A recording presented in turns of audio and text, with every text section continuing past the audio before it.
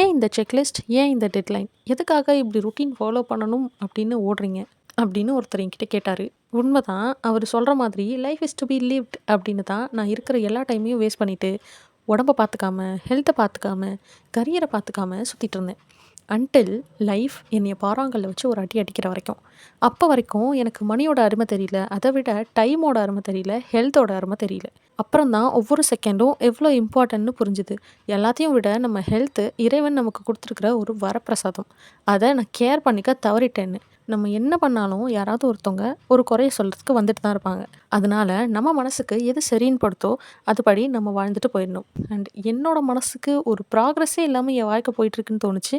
அதுக்காக தான் இந்த ஆர்கனைஸ்டு ரொட்டீனை ஒரு 21 டேஸ்க்கு ஃபாலோ பண்ணலாம் அப்படின்னு நான் ஸ்டார்ட் பண்ணியிருக்கேன். நம்ம ஹெல்த்துக்கு நம்ம கிராட்டிடியூட் காட்டலைன்னா நாளைக்கு அது நம்மளை வச்சு செஞ்சிடும்னு நல்லா புரிஞ்சுக்கிட்டேன். ஆல்ரெடி எனக்கு ஒரு காட்டிடுச்சு. அதில் இன்னொரு வாட்டி மாட்டாமல் இருக்கிறதுக்கு தான் இவ்வளவும்.